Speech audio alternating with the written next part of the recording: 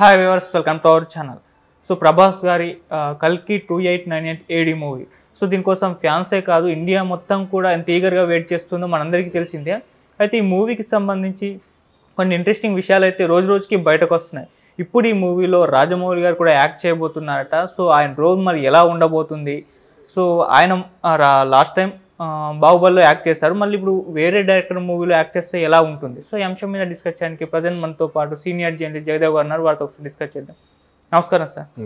Sir, Rajamouli గారు మరి కల్కి 2898 ఏడి మూవీలో యాక్ట్ చేయబోతున్నారని న్యూస్ అయితే వైరల్ అవుతుంది. మరి ఆయన పాత్ర ఎలా ఉండబోతుంది, ఎలా ఉంటుంది అంటారు సార్? అంటే బేసిక్గా ఆయన ఒక పెద్ద దర్శకుడు కాబట్టి, ఒక దర్శకుడు ఇంకో దర్శకుడిని ఇలా యాక్ట్ చేయడానికి ఒప్పించాడంటే ముందుగా దర్శకుడు నాగా అశ్విని ప్రతిభ. అవును. రెండోది ఎంతో పెద్ద, అంటే ఆ పాత్ర చిన్నదైనా కానీ దానికి ఒక కీలకమైన మలుపు, లేదంటే కథలో అది ట్విస్టో, లేదో దాని బేస్ అయ్యే కథ అక్కడి నుంచి రన్ అవుతుందనో రకరకాల రీజన్స్తో ఏవో ఉంటాయి. అలాంటి సందర్భంలో ఒక దర్శకుడు అటువంటి దర్శకుడిని పెట్టగలిగాడంటే ఒక సినిమాకి ప్లస్, ఒక హైపు, అర్థం పరమార్థం అన్నీ ఉండుంటాయి. తట్టు మీరు అన్నట్టు రాజమౌళి బాహుబలిలో దాన్ని ఏమంటాడు, డబ్బుందా అని అంటాడు కదా. డబ్బుందా అంటే ఆడు పెద్ద ఇంత ఆఖరికి తీస్తే పెద్ద కొండలన్నీ కళ్ళు కొండలని చూపిస్తాడు. సో అంతకుముందు కూడా చాలా ఎలా అంటే ఫస్ట్ సినిమా స్టూడెంట్ నెంబర్ 1, అందులో ఏం కనిపించరు. తర్వాత రెండోది సింహాద్రి అనుకుంటా కదా. మూడో సినిమా సై, మూడోదైనా సై మేబీ సై నుంచి స్టార్ట్ అయింది. ఇది లాస్ట్లో రాజమౌళి గారు షార్ట్ ఓకే అనడము, ఆయన స్టాంపు, ఆయన ఎస్ఎస్ రాజమౌళి అని ముద్ర పడ్డము.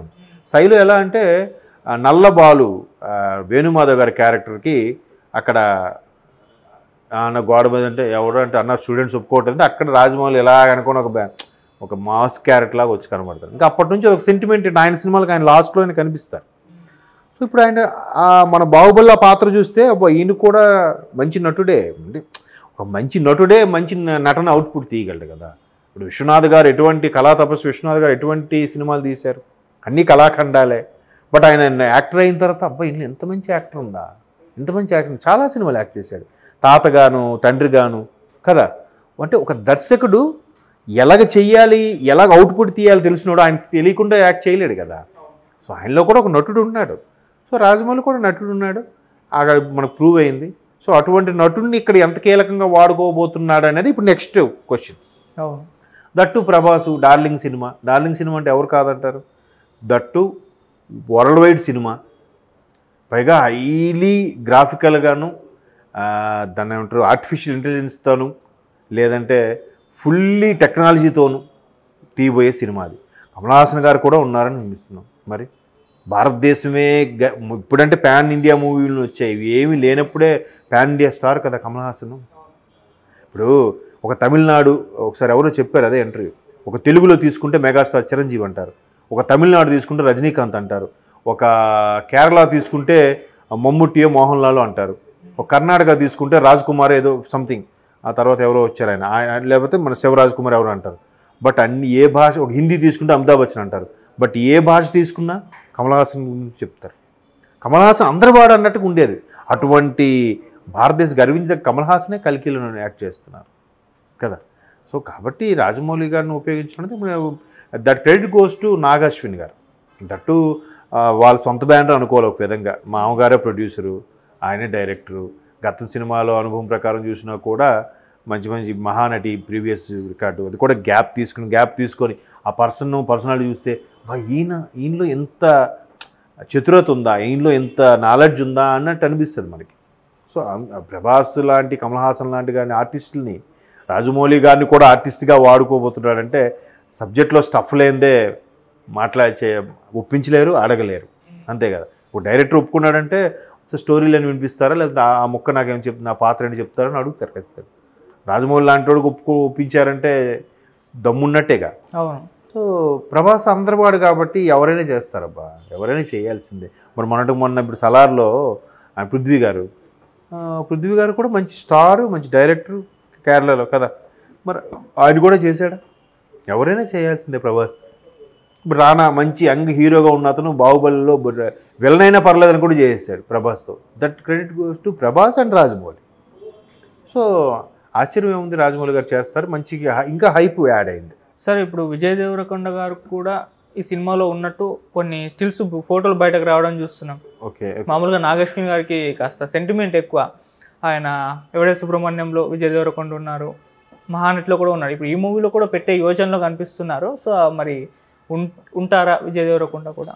ఇప్పుడు ఏమంటే కమల్ హాసన్, ప్రభాసు, రాజమౌళి లాంటి ఉద్దండులు ఉన్నప్పుడు ముగ్గురు, ఇప్పుడు కమల్ హాసన్ ఎవర్గ్రీన్ మహానటుడు, Prabhas pan India super star, Rajamouli pan India number 1 director ప్రస్తుతానికి. మరి అంతే కదా, ఒక్క ఫ్లాప్ కూడా లేదంటే పాన్ నెంబర్ 1 డైరెక్టర్ అనుకోవచ్చా రేటింగ్ ప్రకారం? సో ఇంత మహామౌలు ఉన్నప్పుడు విజయ్ దేవరకొండ చేయడానికి ఏముందండి? ఇంతకుముందే చెప్పాను కదా, మన కేరళ స్టారు మన పృథ్వీ గారు చేసినప్పుడు ఇవాళ రేపు మల్టీ స్టార్లు కూడా వస్తున్నాయిగా, తప్పే ఉంది. పైగా లైగర్తో ఈయన కూడా పాన్ ఇండియా లెవెల్కి వెళ్ళాడు. అఫ్కోర్స్ హిట్టా ఫట్టా విషయం పక్కన పెడితే ఈజ్ నోన్ టు ఎవ్రీబడి కదా, మొత్తం ఇండియా లెవెల్లో విజయ్ దేవరకొండ అంటే తెలిసిన వాళ్ళు ఉన్నారుగా.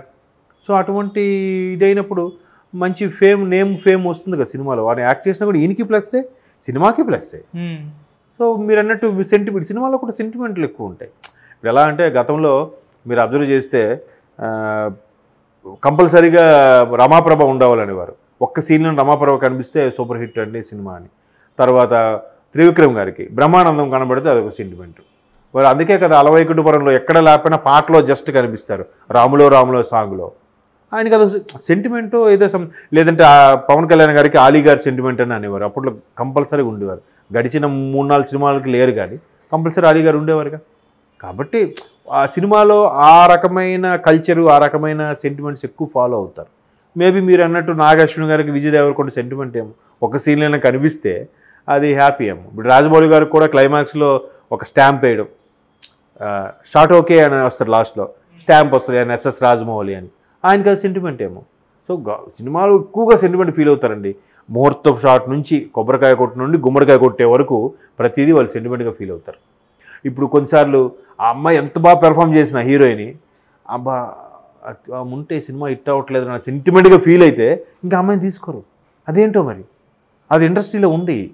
కాబట్టి విజయ్ దేవరకొండ ఉంటే హిట్. ఇప్పుడు మహానటి, ఎవడే సుబ్రహ్మణ్యం బాగానే ఆడాయి.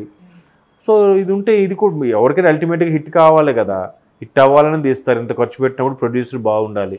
ప్రొడ్యూసర్ బాగుంటే 24 క్రాఫ్ట్స్ బాగుంటాయి.